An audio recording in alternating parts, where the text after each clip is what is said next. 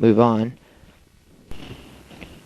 Now, it's really, really important, because this is the most important part of my movie.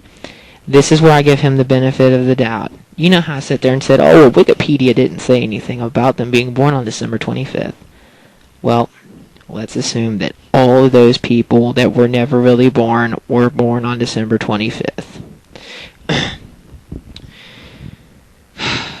He goes on to say that the reason Jesus and all the others are born on December 25th, visited by 3 kings and the star in the east, are because on December 24th, Sirius, the star in the east, aligns with 3 other stars known as the 3 kings.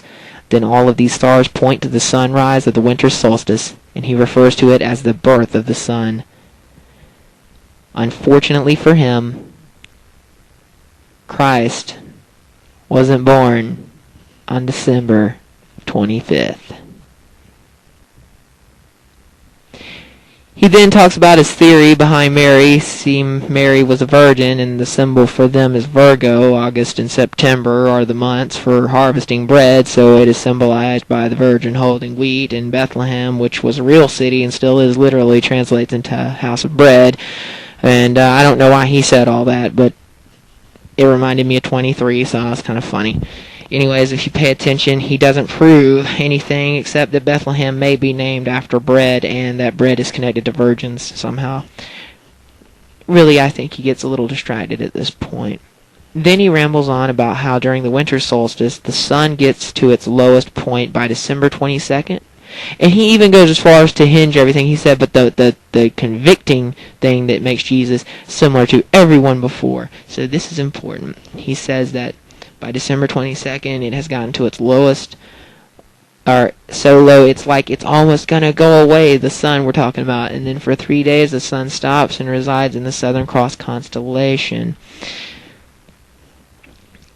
Then on the 25th, it rises up 1 degree and says that the sun died for 3 days on the cross, only to be born again or resurrected on the 25th.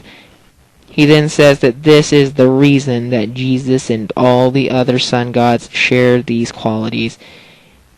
And then this is a quote, "It is the sun's transition period of shifting back into the northern hemisphere." He then goes on to say that they do not celebrate the resurrection, whoever they is, when he says that, until the spring equinox, and incorrectly infers that spring equinox is what Easter means. But anyways, he says this is the point at which the sun officially overpowers the evil darkness. He didn't mention this, though.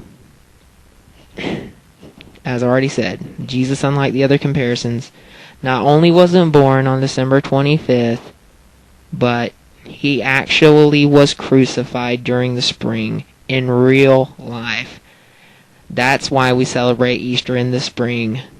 We didn't make that up, but his theory did sound believable.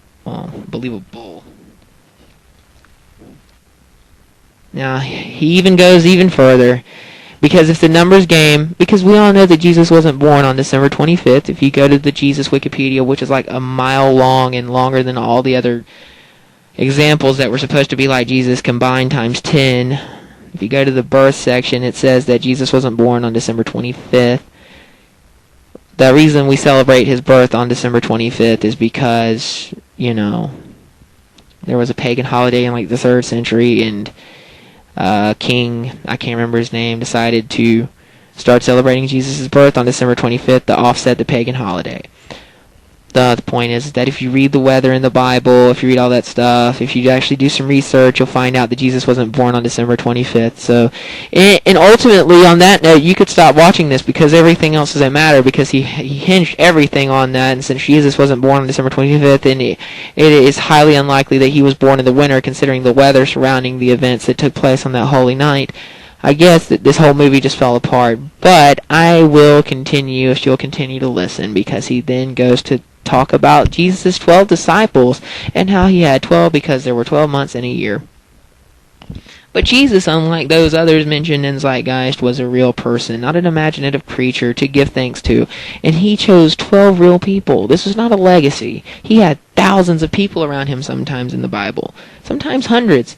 But during his ministry, he had a pre-selected 12 who never left his side. even Judas, the one who wouldn't be counted of the 12, was pre-selected. And Jesus acknowledged that before he was betrayed at the Last Supper, he said one of them would betray him. And he even said it will be the first one to, it'll be the first one to get food from the table or to, eat. And, it was Judas. But anyways. Now, here we have him calling Jesus the Son, which is blasphemous because he created it. Okay, it's at this point that he'll begin digging his own grave with lies because, it gets really out of hand at this point.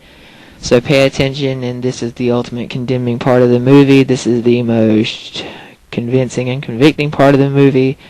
And this is my favorite part of this documentary. So let's go ahead and get right into it. Right after he calls Jesus the Son, he will continue to base his whole claim about Jesus that he is just the Son, giving a new story and all that good stuff. And now I want you to watch how far he goes and how much he lies, and don't be surprised that he lies because he's already established that he doesn't believe in God, so therefore he has no punishment for lying, in his own head at least.